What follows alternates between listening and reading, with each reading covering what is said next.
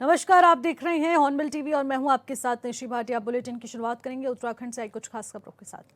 देहरादून में उत्तराखंड राज्य स्थापना की रजत जयंती के अवसर पर राज्य आंदोलनकारियों के सम्मान में समारोह का आयोजन किया गया। समारोह में सीएम धामी ने शिरकत कर राज्य आंदोलनकारियों और उनके परिजनों से मुलाकात की। इस मौके पर कैबिनेट मंत्री, विधायकगण, सांसद भी मौजूद रहे हैं। सीएम धामी ने राज्य आंदोलनकारियों और उनके परिजनों को शॉल उड़ाकर और मोमेंटो देकर सम्मानित किया। इस मौके पर सीएम धामी ने सभी को संबोधित कर रजत जयंती की बधाई दी और शहीद राज्य आंदोलनकारियों को भी श्रद्धापूर्वक नमन किया।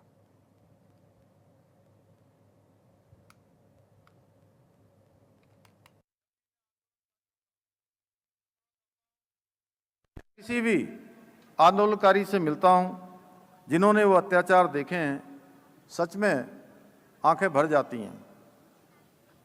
कोई युवा उम्र भर के लिए लाचारी का जीवन जीने को मजबूर हो गया, किसी माँ ने अपने लाल को सदा के लिए खो दिया, तो किसी ने बहन की राखी का वो प्रेम भी छोड़ दिया, बहन की राखी को भी ठोकर मार दी। उन आंदोलनकारियों के साहस, बलिदान और तप के कारण ही आज हम गर्व से कहते हैं कि हम उत्तराखंड वासी हैं।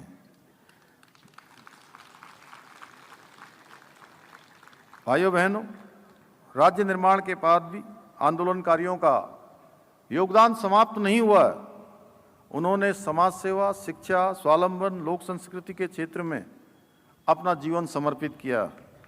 हमारी सरकार ने राज्य आंदोलनकारियों को सम्मान को हमेशा सर्वोच्च प्राथमिकता दी है। उसके लिए विधानसभा में पहले भी, सरकार में आने से पहले भी मैं एक विधायक के रूप में भी था, 2012 से लेकर 17 के बीच में। उस समय भी तत्कालीन सरकार कुछ ऐसा विधेयक लानी चाहती थी कि जो आरक्षण, क्षैतिज आरक्षण का जो विधेयक हम दोबारा लेकर आए हैं, उस समय भी इस प्रकार का विधेयक आ रहा था और उस विधेयक में केवल इतना ही शामिल किया गया था कि जो जेल गए हैं या घायल हुए हैं उन्हीं को शामिल किया गया था। उस समय मैंने ही सबसे पहले, चूंकि ऋषिकेश के आंदोलनकारी, खटीमा के आंदोलनकारी हमेशा मेरे संपर्क में रहते थे और विधानसभा में मैंने ही उसको उठाया था।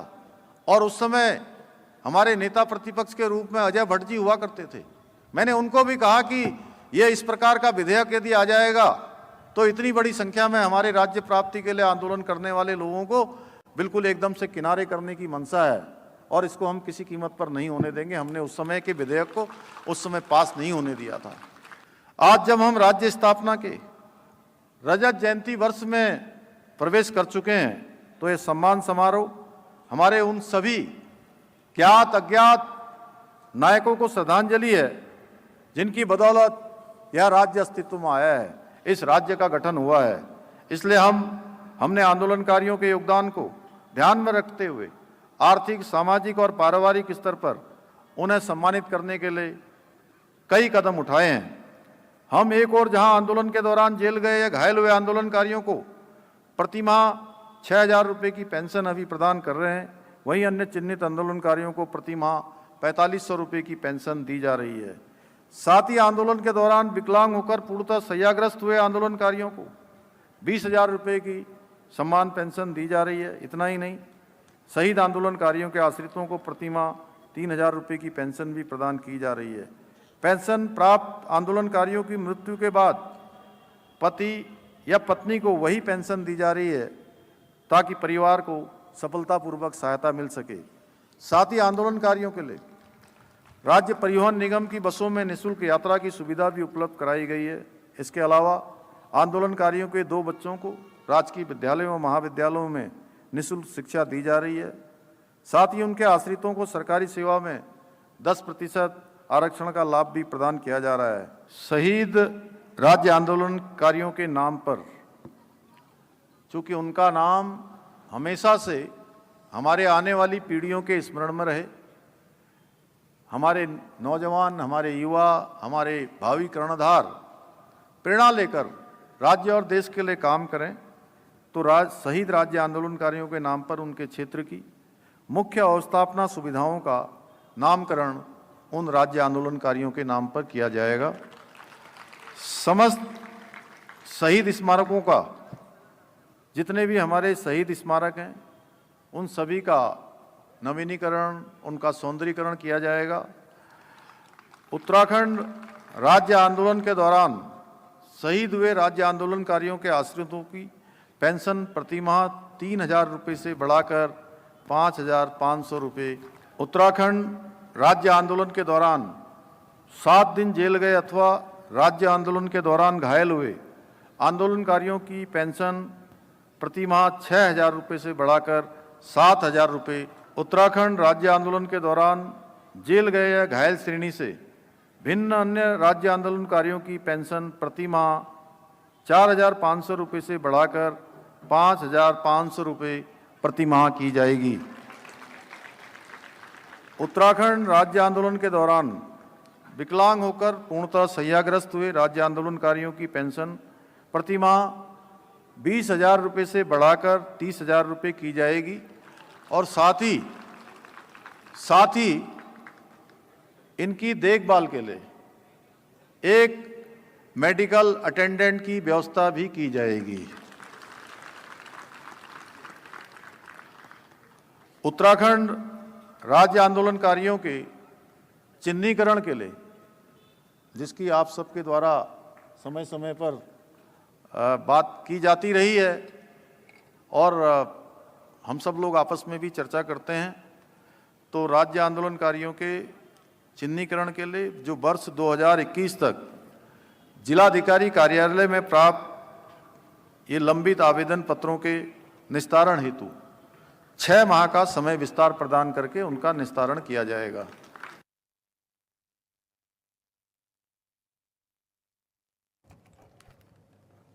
ग्रामीण क्षेत्रों में खेती किसानी से जुड़ी चुनौतियों पर बोलते हुए मुख्यमंत्री पुष्कर सिंह धामी ने कहा कि राज्य सरकार पहले से ही इस दिशा में कार्य कर रही है।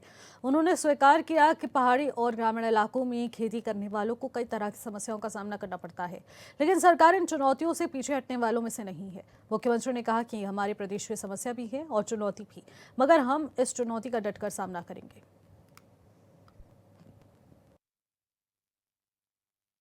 देखिए, इस दिशा में सरकार पहले से ही काम कर रही है और ये हमारे यहाँ की एक जटिल समस्या है, हमारे लिए एक चुनौती भी है। उस चुनौती को फेस करते हुए, उसका सामना करते हुए, स्वीकार करते हुए हमारा प्रयास होगा कि हम उस दिशा में काम करें। मुख्यमंत्री पुष्कर सिंह धामी उत्तराखंड राज्य आंदोलनकारी के शहीदों को नमन करने के लिए शहीद स्मारक स्थल पहुंचे, जहां उन्होंने आंदोलनकारियों की प्रतिमाओं पर पुष्पांजलि अर्पित की। मौके पर हेलीकॉप्टर से पुष्प वर्षा भी कराई गई। इस दौरान मुख्यमंत्री ने कहा है कि हमारे राज्य आंदोलनकारियों और मातृशक्ति का उत्तराखंड निर्माण में अमूल्य योगदान रहा है। उनकी शहादत और त्याग को हम कभी नहीं भूल सकते। मुख्यमंत्री ने कहा कि आज प्रधानमंत्री नरेंद्र मोदी के नेतृत्व में 2 लाख करोड़ से ज्यादा की योजनाएं राज्य में गतिमान हैं। हम शहीदों के सपनों के अनुरूप उत्तराखंड को आगे बढ़ाने के लिए संकल्पित हैं।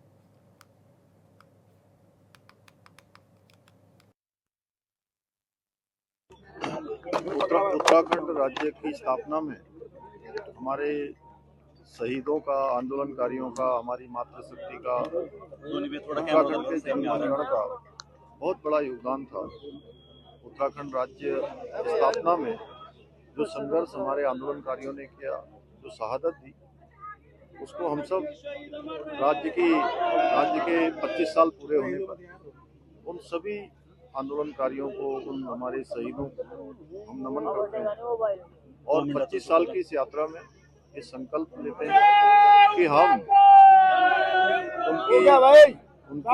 उनकी भावनाओं के अनुरूप, उनके सपनों के अनुसार उत्तराखंड राज्य का निर्माण करेंगे, उत्तराखंड को आगे बढ़ाने में हर संभव अपना योगदान देंगे। मैं इस अवसर पर श्रद्धेय अटल बिहारी वाजपेयी जी को भी नमन करना चाहता हूं, जिनके प्रधानमंत्रित्व कार्यकाल में उत्तराखंड राज्य की स्थापना हुई। उन्होंने जहां राज्य की स्थापना की, उसके साथ साथ राज्य के लिए विशेष पैकेज भी दिया, जिससे उत्तराखंड को आगे बढ़ने का अवसर मिला। औद्योगिक संस्थान यहाँ पर स्थापित हुए। मैं आदरणीय प्रधानमंत्री जी का, जिनका उत्तराखंड से विशेष लगाव रहा और प्रधानमंत्री बनने के बाद उन्होंने उत्तराखंड को हर दृष्टि से आगे बढ़ाने के लिए अनेक योजनाएं हमारे वैकुंठ नगरी बद्रीनाथ धाम में विद्युत ट्रांसफार्मर में तकनीकी खराबी के कारण श्री बद्रीनाथ धाम के आधे क्षेत्र की बिजली आपूर्ति पूरी तरह से बाधित हुई। बद्रीपुरी के होटल कारोबारी राम नारायण भंडारी ने बताया कि अराइवल प्लाजा से लेकर सरोवर पोट्री तक मुख्य बाजार में पत्ती गुल है और वहीं जिलाधिकारी चमोली गौरव कुमार द्वारा इस बात का संज्ञान लेते हुए बिजली विभाग के अधिकारियों को शीघ्र बद्रीपुरी के इस क्षेत्र में विद्युत आपूर्ति बहाल करने के निर्देश दिए गए हैं।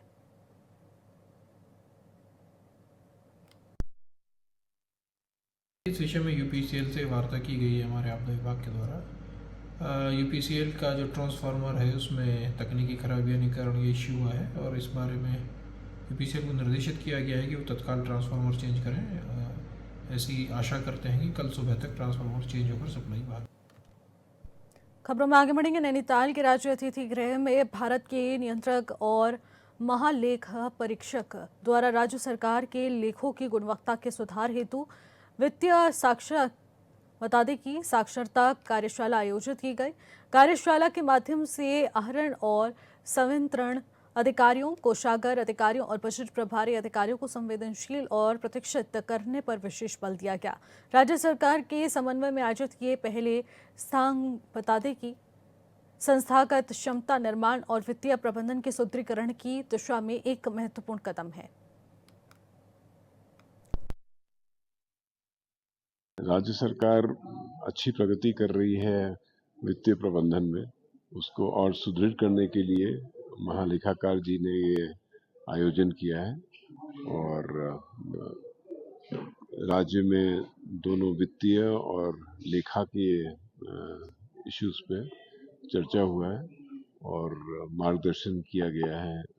यहाँ के ट्रेजरी ऑफिसर जो थे, डीडीओज हैं और बाकी राज्य सरकार के और उच्च अधिकारी जो यहाँ इस वर्कशॉप में सम्मिलित हैं, उनका मार्गदर्शन किया गया और उनसे भी पूछा गया कहीं उनके कोई डाउट्स या कोई इस चीज़ की है। तो बहुत बढ़िया वर्कशॉप चल रहा है और जैसा कि हम देख रहे हैं कम से कम 100-150 राज्य सरकार के लोग यहाँ शामिल हैं। तो हम लोग की ये कोशिश है कि हर एक डिस्ट्रिक्ट में, हर एक जिला में एक एक करके महालेखाकार जी इस तरह के आयोजन करें जिसमें कि वित्तीय प्रबंधन और लेखा में को और सुदृढ़ किया जाए उत्तराखंड में। हाईकोर्ट में नैनीताल के सुखाताल झील में सौंदर्यीकरण को लेकर स्वतः संज्ञान ले जाने पर जनहित याचिका पर सुनवाई हुई है।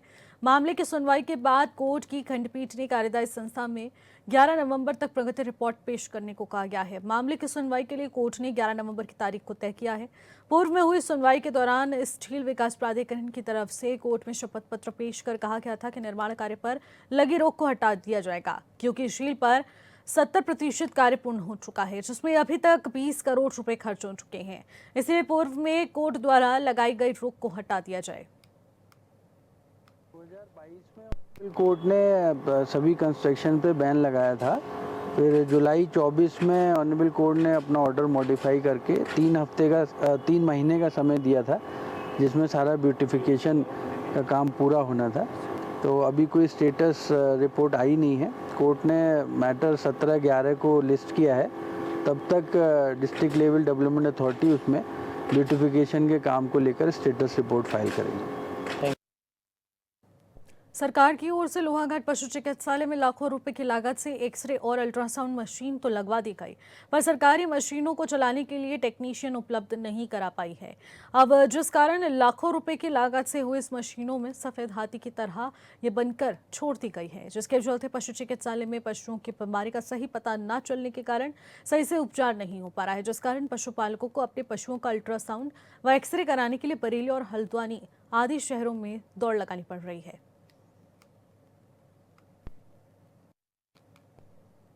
तो बता दें कि अल्ट्रासाउंड मशीन और एक्सरे मशीन पूरी तरह से सफ़ेद हाथी बन चुकी है। क्षेत्र में शिवम जोशी ने बताया कि पशु चिकित्सालय में अल्ट्रासाउंड और एक्सरे मशीन है, पर टेक्नीशियन ना होने के चलते ये पूरी तरह से सफ़ेद हाथी बन चुकी है, जिसका इस्तेमाल ही नहीं किया जा रहा है। दिक्कत यही आ रही कि हमें छोटी छोटी चीज़ों के लिए यहाँ से बहुत दूर जाना पड़ रहा है। यहाँ से अपने पेट का इलाज करने के लिए हम बरेली लेके अल्ट्रासाउंड के लिए सर, और यहाँ पर को होने के बावजूद भी यहाँ पर को हो नहीं पाया हमारा। एटलीस्ट अभी भी हो पाता तो हमारा इम्प्रूवमेंट क्या है कैसा है कुछ तो पता लग पाता, लेकिन वो भी हमें नहीं मिल पा रहा है। यहाँ पर कोई टेक्नीशियन ही नहीं है कोई जो मशीनें चलाए। तो करना चाहिए। अपील तो यही करना चाहेंगे कि जैसे इंसान के वैसे तो क्या अपील की जाए, जो कि इंसान के अस्पताल में सारी सुविधाएं नहीं है तो जानवरों के लिए तो क्या ही होता है। अब हो सके तो फिर वही है कि हमें कम से कम बाहर की तरफ जाना पड़े और हमें दवाइयाँ हो चाहे इनका जो भी जांच हो हमारे शहर में ही हो पाए तो ज़्यादा बेहतर रहेगा। किया जाए। टेक्नीशियन दिया जाए। बिल्कुल। क्या नाम है आपका? शुभम जोशी। हाँ, टेक्नीशियन ज़रूरी है। वैसे हमारे जो डॉक्टर साहब हैं ये भी कर रहे हैं अभी यहाँ पर अल्ट्रासाउंड और वो एक्सरे, लेकिन टेक्नीशियन ज़रूरी है तभी जो है प्रॉपरली अल्ट्रासाउंड और एक्सरे हो पाएंगे। टेक्नीशियन ना होने से दिक्कत तो होती है। अगर टेक्नीशियन रहे तो फिर अगर यहीं पर पोस्टेड हो ना तो फिर तो कोई दिक्कत नहीं है। कभी भी जो पशुपालक आएँ और उनका जो निदान है उनका जो रोग निदान है वो हो सकता है। फिर डॉक्टर साहब हैं हमारे यहाँ पर अल्ट्रासाउंड करते हैं वो, और एक्सरे भी काम चला व्यवस्था तो चली तो वो ज़्यादा बढ़िया अगर स्थायी अगली खबर डोईवाला से है, जहां पर उत्तराखंड राज्य की रजत जयंती के अवसर पर रोमांचक और साहित्य पर्यटन को बढ़ावा देने के लिए थानों के चकलई गांव में पैराग्लाइडिंग के करतब लोगों को देखने को मिले। वहीं पैराग्लाइडिंग पायलटों ने हवा में तरह तरह के करतब दिखाकर लोगों को रोमांचित कर दिया। विभिन्न प्रदेशों से आए प्रतिभागियों ने 3 से 4,000 फीट की ऊंचाई से पैराग्लाइडिंग का लुत्फ उठाया। वहीं विधायक ब्रजभूषण गैरोला ने कहा है कि 25 सालों में राज्य ने अपेक्षित विकास किया है।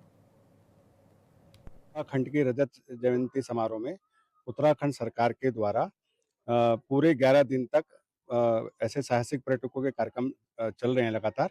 उसमें से ही एक जो जिला पर्यटक के द्वारा ये कार्यक्रम आयोजित किया गया है और जो पैराग्लाइडिंग का है और जो जिसमें से 8 राज्यों से यहाँ पर लोग आ रखे हैं और जो अपने अलग-अलग स्टंट दिखा रहे हैं।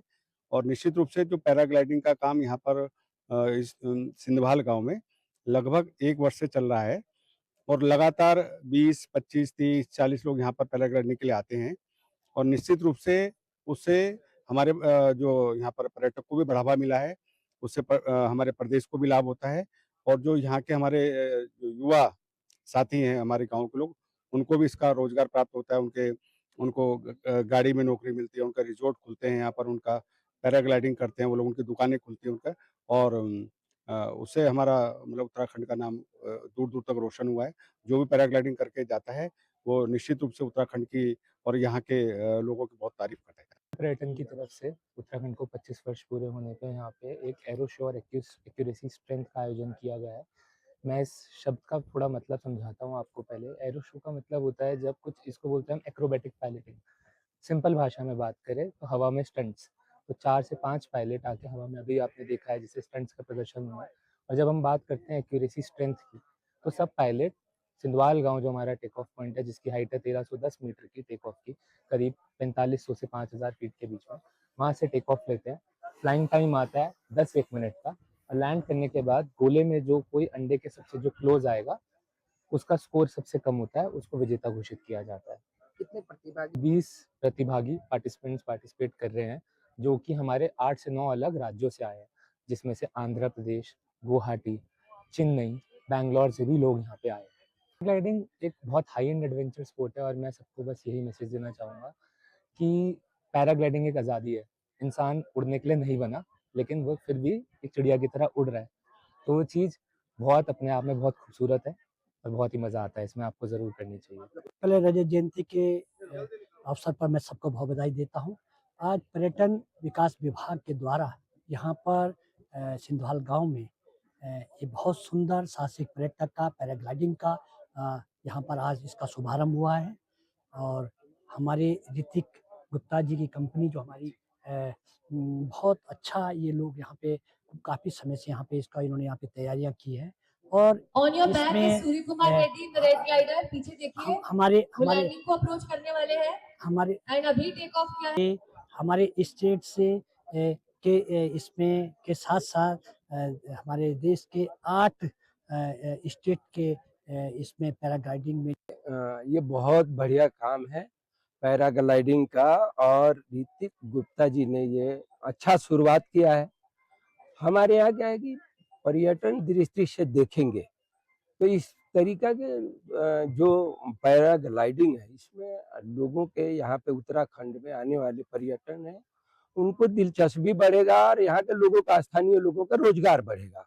अभी मैंने देखा इतना सुंदर है, मैं बहुत पहले कभी गया था मॉरिशस, तो ये पैराग्लाइडिंग किया। इसके नाम पे वहाँ पे टूरिस्ट बहुत सारे आते हैं और जितना बढ़िया ये नज़ारा है और जितना ऋतिक गुप्ता जी को बधाई देता हूं कि वो युवा नौजवान है और युवाओं का हमारा उत्तराखंड 25वें वर्ष में प्रवेश कर रहा है। इसके लिए ऋतिक जी को मैं बहुत बहुत बधाई शुभकामना देता हूं। और अब जो ये साहसिक खेल जो पर्यटन विभाग द्वारा हमारे उत्तराखंड में और जो साहसिक खेल है निश्चित रूप से इससे हमारे यहाँ उत्तराखंड में इससे बेरोजगारी भी दूर होगी और पर्यटन नगरी होने के नाते पूरे देश का जो है ध्यान जो है इस ओर खींचेगा। मैं अपनी ओर से सभी युवाओं को बहुत बहुत बधाई देता हूँ और जितने भी हमारे यहाँ पायलट हैं सारे युवा हैं उनको भी बहुत बहुत बधाई शुभकामनाएं। फिलहाल इस बुलेटिन में इतना ही। आप देखते रहिएगा हॉर्नबिल टीवी। नमस्कार।